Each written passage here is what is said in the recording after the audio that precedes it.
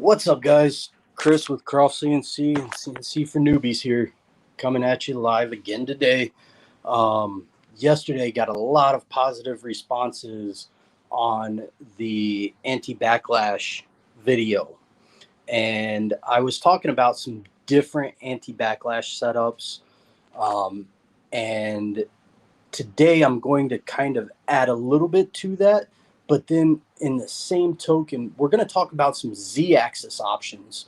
Once again, this is from a standpoint of I'm showing you guys what I have. That is not all that is on the market.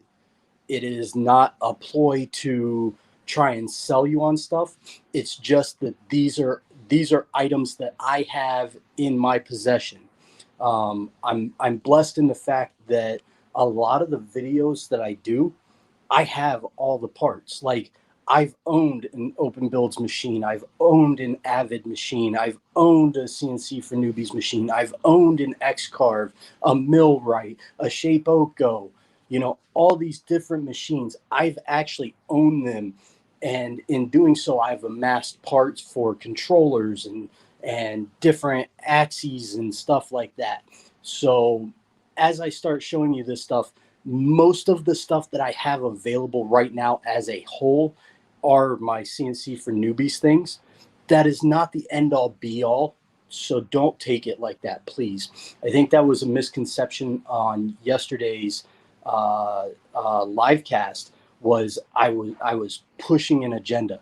I'm not pushing an agenda. I'm trying to show you guys the difference in all the different mechanisms. That way you guys can make a better educated decision and you can modify what you have.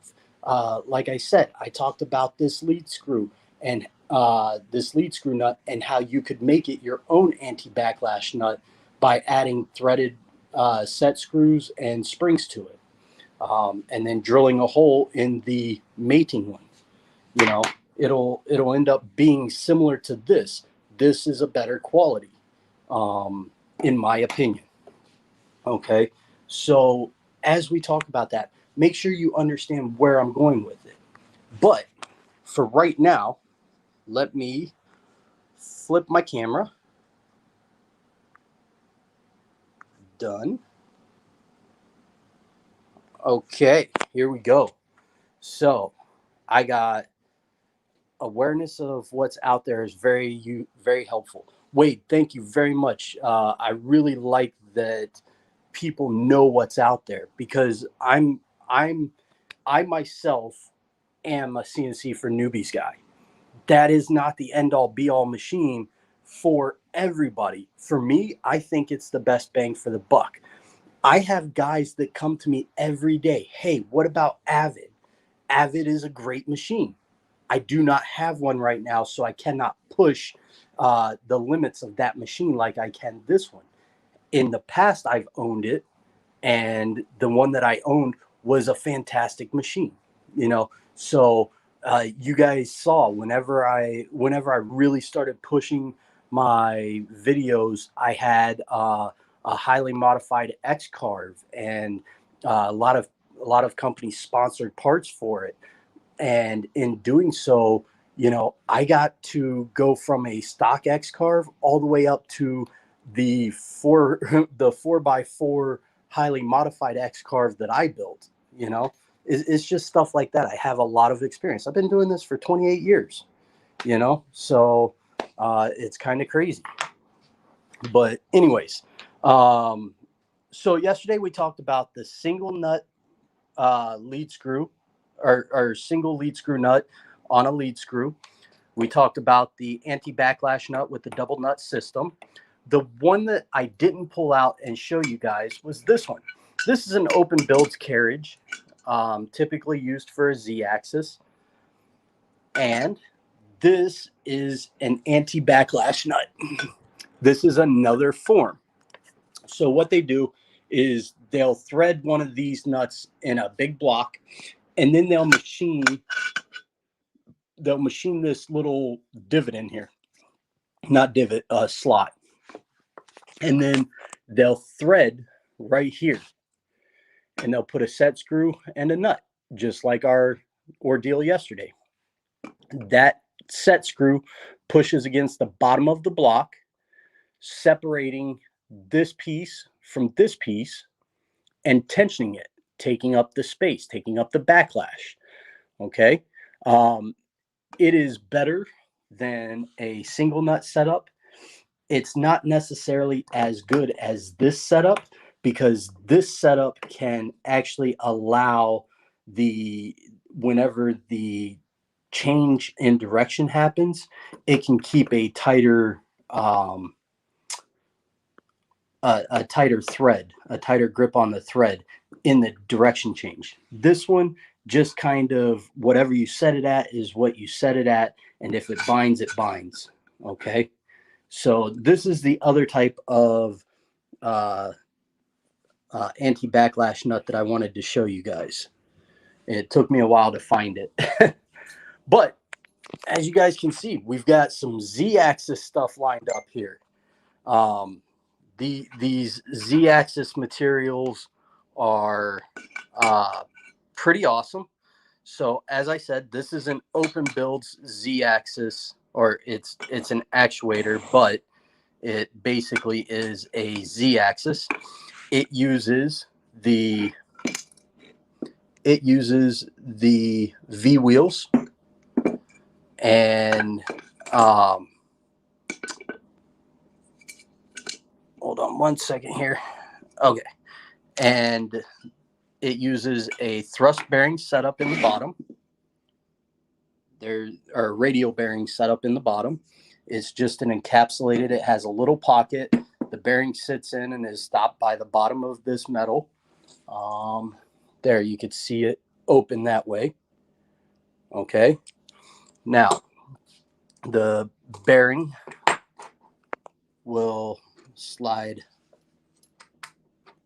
right in like that.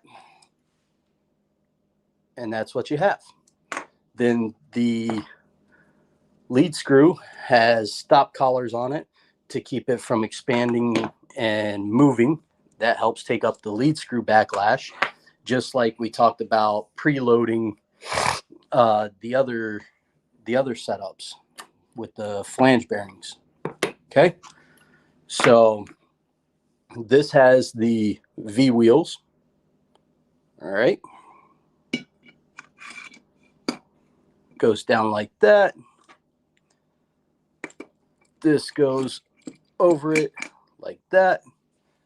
You tighten them down. This is the motor standoffs, and that's how you put that together. A similar setup is the X-Carve Shapeoko stock setup. It has an extrusion, and then you mount the motor on a belt to a pulley on the lead screw, and there's a metal plate on the top that holds it. So that's a pretty good setup for a beginner, entry level, very hobbyist type machine. Then you start moving into the actual useful machine, Z-axis, which would be something like this. It is what's called a linear bearing with a pillow block style bearing, all aluminum construction, no extrusion.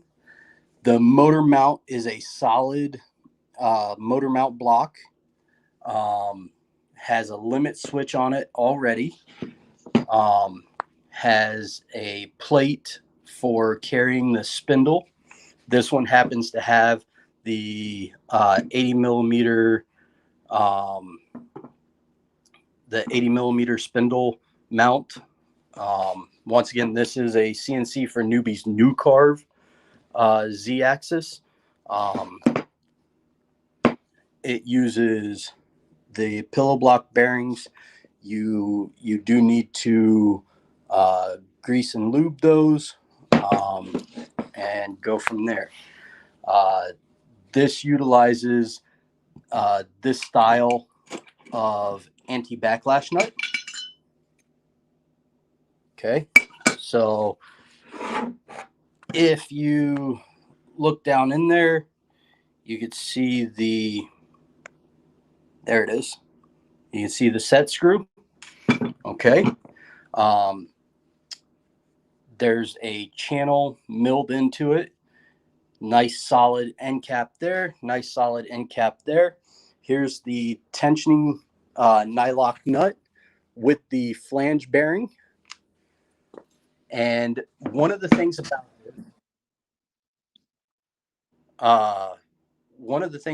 this is this setup doesn't hold the grease as well, so you kind of lube it, run it back and forth, oil the lead screw, and you go from there. That's kind of all you have to do for maintenance for this. For these ones, you actually have to grease these bearings. We recommend any type of high-tack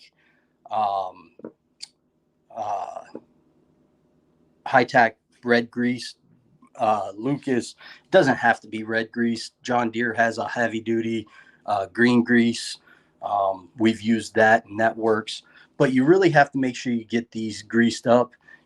You use 3-in-1 oil or chain lube oil or something like that on these rails. That is not for lubrication. That is for corrosion resistance. Same thing on the lead screw. You'll oil the lead screw and you'll grease the backlash nut right in here, and you're going to run it up and down a couple times. The oil on this is to prevent corrosion. The grease in the screw is to prevent friction. Okay, so that's this setup. It's beautiful. I love working with these things. The next one is a Pro Z-axis. I haven't taken this one off the machine yet. I was going to take it off, but I think I'm going to do some cutting today before I move forward. Oh, hold on, Mike. I just saw your message. So to grease these, what I'll typically do, this is just what I do, is I'll take these end caps off. I'll actually undo these 4 screws here. I'll take this bearing, slide it up. I'll take an end cap off, and I'll take my needle valve and I'll actually just squirt grease right into the galleyway. Okay. But that's how I do those ones. Never really a big fan of the smaller bearings. Hold on one second here. Let's see. I have, as you can see, I've got a lot of CNC stuff. Actually, here is,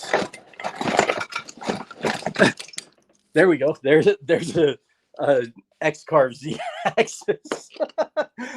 And I wasn't even looking for it. I was looking for it last night. And now there it is. Hold on one second here. I want to show you. This is a 7mm bearing block. This is an MGN7. Okay, there we go. Here's the bearing block. On the bottom, you can actually see the ball bearings. And whenever you grease this, you're trying to get grease on all those ball bearings and inside this galleyway. Inside of there are, let's see here.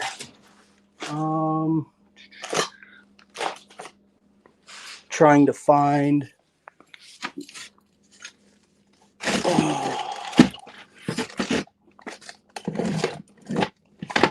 I guess I won't be able to find them right now. Oh, I can't wait to have this place organized. I just started retrofitting the rest of the garage and everything like that. Okay. In any event, I was going to show you the ball bearings that are in there, but they're pretty simple. You know, so that's what's actually inside of these bearing blocks. Okay, it's just a bunch of ball bearings. To grease the backlash nuts, you want to get grease inside of here and run it back and forth. Here, you want to have grease inside of here. And whenever I grease mine, I actually take and squirt grease in the thread openings on the top and the bottom. And then here is the standard Z, much bigger bearings, much bigger bearings. I'll show you in comparison.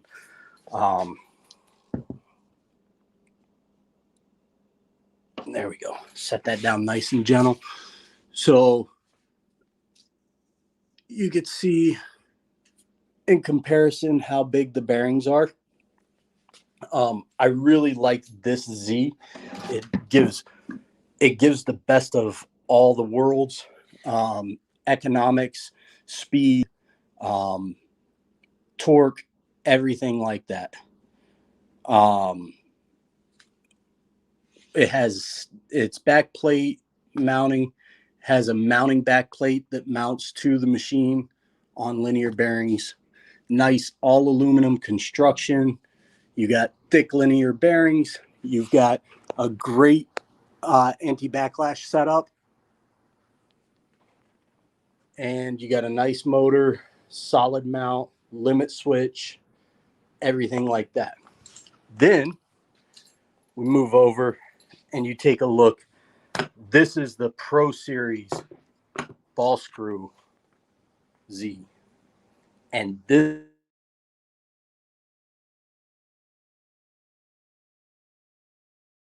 been doing some tests with it, been running some tests on it. It's ready to go on this machine. And then the standard Z will probably house on the high-speed new carve and go from there.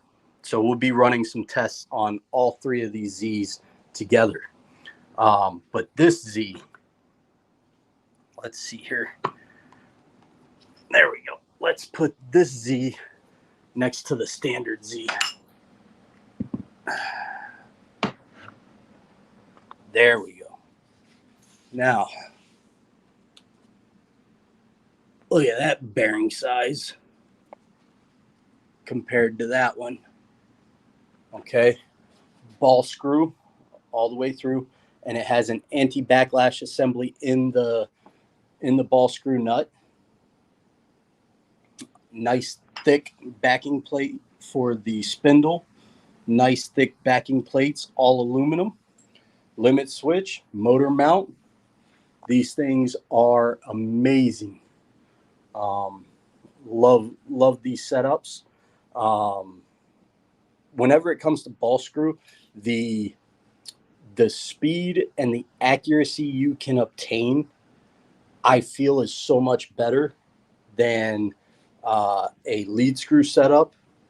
But that's personal preference. That's just from doing stuff. Most guys don't have, SKF or Thompson linear bearings or ball screws just laying around. This is cool because this is actually there was an original mill kit out there that Tormach actually used to buy. Then here's a smaller version of a ball screw. Okay, so we have a bunch of different ways to transmit energy and movement. And at the end of the day, I just wanted to show you guys kind of the different setups. Something else to keep in mind is you can look at the aggressive pattern of the open builds and the CNC for newbies lead screws. And whenever you take a look at those and compare them to, say, an X-carve thread, you could see the X-carve thread is much flatter, doesn't have as much twist to it, and it takes more energy to move that up and down. So be aware whenever you're buying this stuff, you know, look at the thread pattern, look at the thread count, look at the thickness. This is the lead screw on a standard CNC for newbies. This is lead screw for standard X-carve. This is lead screw for open builds. So we have a ton of different things for you to look at. And what's really cool is you can kind of mix and match all this stuff, because you could take linear bearing blocks, and you can lay out the rail right on this extrusion, and you can mount linear bearings on an extrusion and get a linear bearing Z-axis, which is much better than, say, a V-wheel setup, in my opinion. Let's see here. I'm gonna show you a nice cheap way now that I found my Z-axis for the X-carve. An inexpensive anti-backlash setup.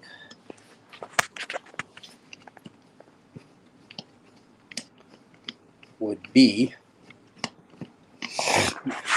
to drill holes in this one, put a nut here, put a spring here, and then take that set screw through here, put the nut on the end, spring on it, and push it into this pocket. And that will create a similar setup to this. Okay, so that's how you can make a cheap, inexpensive anti-backlash nut. It's not going to have the same coefficient of friction. It's going to be a little bit tighter, a little bit harder to play around with and everything. But that's how you could take a cheap lead screw nut set and make it into an anti-backlash nut set. Okay. Then, you know, you can get real crazy and put a plate on this one, and then put this one on the same plate, and then mount your Z-axis to it. You could get real crazy real quick with it. But those are, so we have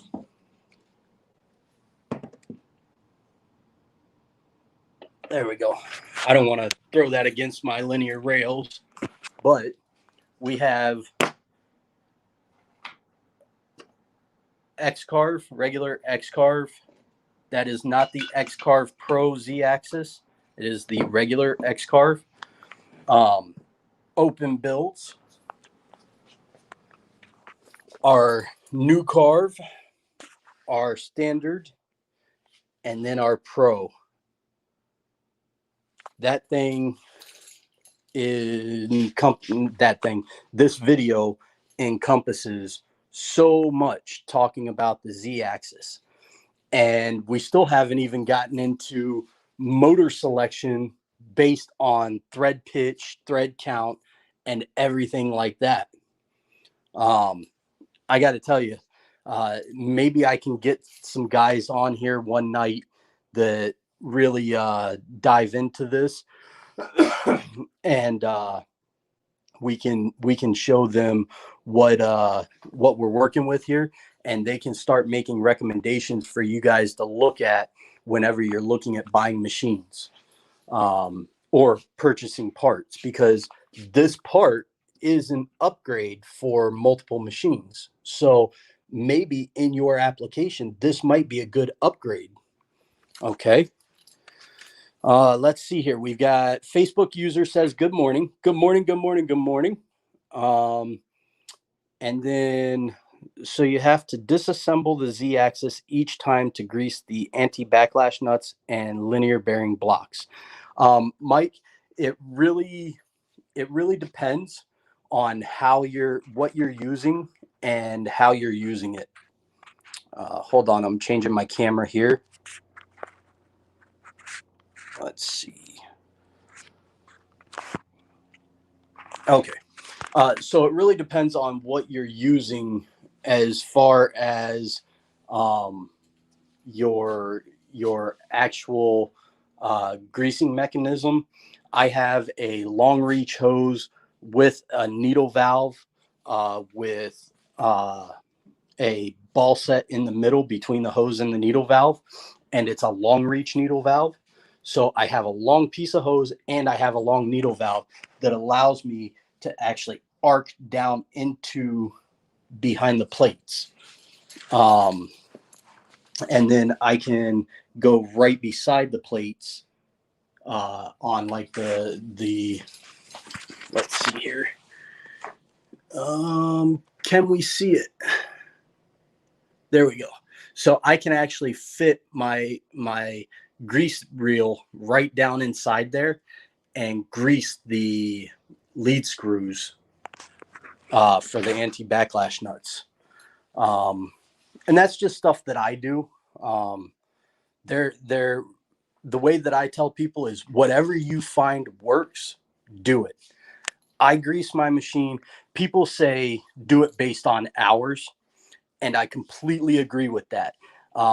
Your maintenance schedule for CNC machines is not a daily; it is an hourly system. However, I do traveling and I go to other people's shops and put machines together, so I'm away from my machines. Whenever I'm going to be away from my machines, I typically, if I haven't greased already, Fridays, whenever I do clean down, I'll run a whole grease. I'll run a whole tram session. I'll run a whole calibration session. Fridays at like 3:00. That's my maintenance time for machines. And I'll spend the rest of the night just going through machines. Now, remember, I have to service three routers, 2 3D printers, 3 robot arms, a mill, a lathe, a plasma, and stuff like that. So my maintenance on a Friday takes half a day, so if I'm sitting there not staying up with stuff and I really have something precision I want to cut on a Saturday, I take a lot of time on whatever machine I'm going to cut, and I do my maintenance. But basically for every like 35 to 40 hours, you should be greasing. And that's also based on your climate. If you're in a colder climate, that grease is going to be tackier, heavier, less viscous. Whenever you get into the Florida heat and it's hot and humid daily, your grease is going to be thinner and it's going to thin out much easier. So you might want to increase that to every 25 hours grease it. There's no real hard fast rule because there's so many things that can influence it based on environment. Okay, so when you're talking about this stuff, remember the stuff we talk about is generalizations. It is not the absolute end all be all rule. You have to take it with a grain of salt. If this machine isn't getting that much use, then I'm probably going to lube it. I'm going to oil the rails. I'm going to lube the bearings, and I'll let it be for the week. I won't do anything else to it. But if I'm doing a 3D carve, I do a tool change, I might stop and lube it before I start that whole tool path, before I start the whole carve. You know, it really depends on how hard you're pushing it, how long you're pushing it, and what the machine is doing and what it's giving you as feedback. If you're missing steps and you're like, I know for a fact everything is tight, well, I would say stop, go back, tighten everything. Then I would take a look at, okay, is your controller getting clogged up? Is it getting overheated? Then I would take a look at, okay, bearings, are they greased? Are they maintained? Is the motion transfer, the lead screw, ball screw, or rack and pinion, is that damaged in any way? Is there a chip in the lead screw where maybe a piece of metal or something came up and gouged it? You know, stuff like that. So you really have to look at your individual happenings in your shop, and you have to say, okay, this is what I'm going to do. This is where I'm going to progress. Okay. So take that as a grain of salt as far as doing everything with your Z-axis, and go from there.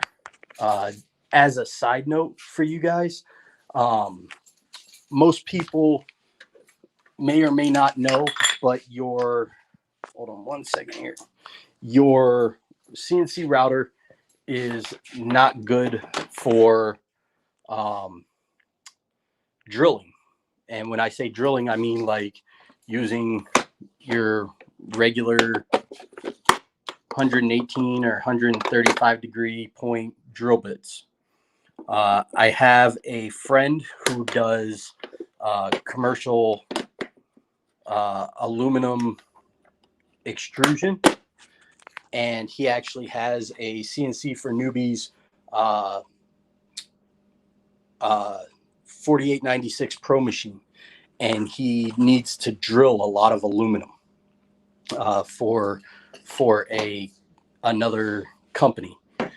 And so what we're doing is we're making a custom Z-axis. And that's why I have the open build Z-axis. I have a mount plate here. We're going to mount it. It's going to thread into the back piece. And then I have a Ryobi drill, cut the handle off. I have the 2 motor wires. I drilled and pulled out the back. Okay. Now I'm going to take this whole thing. I'm going to set up my dial indicators, and I've got a precision rod I'm going to put in there, and I'm going to line this precision rod with the lead screw so that I know that it's in parallel, it's perfectly flat, and everything like that. And then I have a PWM generator and a power supply. Power supply is going to freak you out a little bit. This power supply is 12 volts at 29 amps. Most people don't realize that your drills suck up a lot of power, your battery operated drills. But we're hooking all this up. It goes from the power supply to the PWM generator to the drill, and the guy will be able to actually adjust his speed on his drill based on proper RPM for a drill bit set. Bigger drill bits, slower speed. Also, he'll be able to use the CNC to peck drill and feed down at a certain RPM, a certain speed down. So he'll be able to take this, turn the lead screw, drill, pull up, everything like that. And we're creating a separate Z-axis that will actually mount onto the front of the standard CNC for newbie Z. And that's an example of utilizing multiple parts and understanding multiple parts to make something what you need. And I have people that are like, well, why doesn't he just put a drill on one and then have the other machine? Well, he's a home shop. And then on top of it, he uses his router just as much as he uses his drill setup. So we're actually going to pin his extrusions on the side with an aluminum fixture plate that's going to house these custom extrusions that he gets.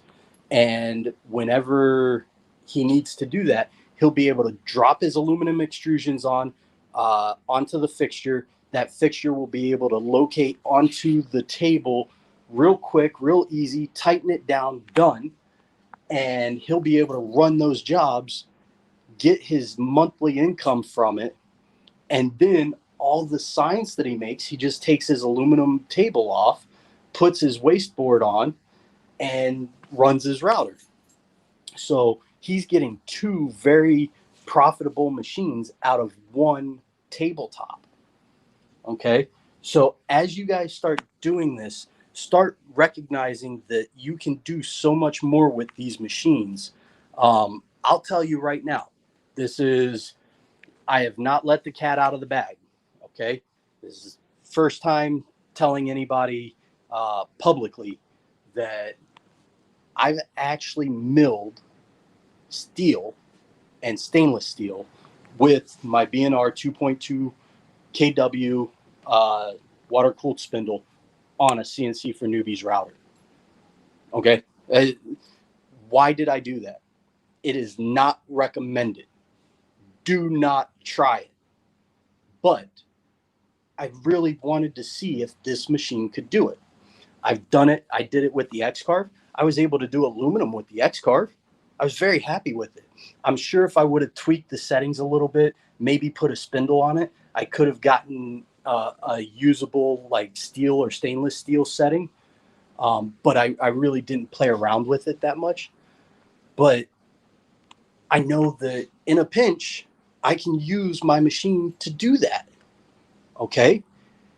In a pinch, I can use my Arduino-based router to make one or two parts. Is it proficient?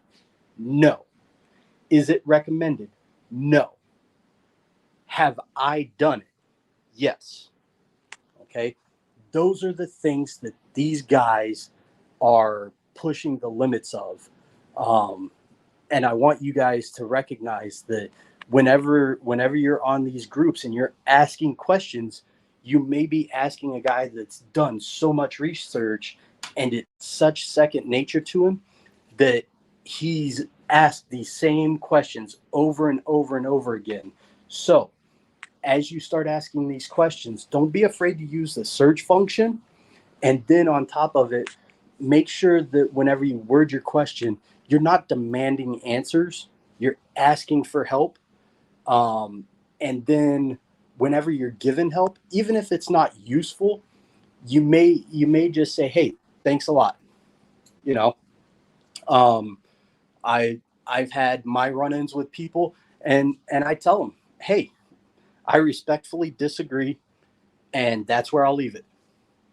You know, there's no need to get into it because there are guys that have these setups and they've played with a lead screw. They've played with a single lead nut. They've played with an anti-backlash nut. They've played with ball screws. They've played with all kinds of items. Okay. And they know they've done it. Will you be able to do it? That remains to be seen because you may not have the expertise that they have. Make sure you treat that expertise with the respect that it deserves. And whenever guys are helping other guys, make sure you remember that at one point you were a newbie too, and you had questions and were so naive you didn't know what questions to ask or how to ask them. So we all get the answers that we want and need. We get the help, and we're helping people. And let's move this stuff forward because there is so much happening in the home manufacturing that it's crazy. And I can't wait to see what happens. So on that note, I'm going to start cutting Coca-Cola. Look at that. We've got Brazilian cherry. I've got Cristobal. Look at that. Teak. Cristobal, and Cristobal. So that's what I'm cutting today. After I get done cutting that, I'm then going to throw my new ball screw Z on, and I'll videotape that, or videotape. I'll record that for the CNC for Newbies groups, and show you what we're dealing with, and go from there. Other than that, groups, please help your local makers, support your local makers, and support your local newbie guy. You veterans, reach out to them.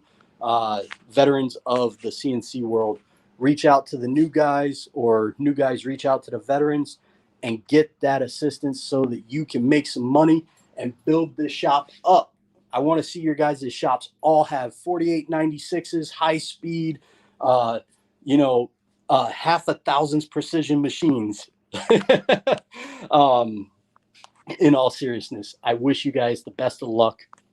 The home manufacturing is going in a way that I never thought I would see in my lifetime, but I am so excited about it, and I'm happy you guys are on it and in for the ride. So later on, guys, peace.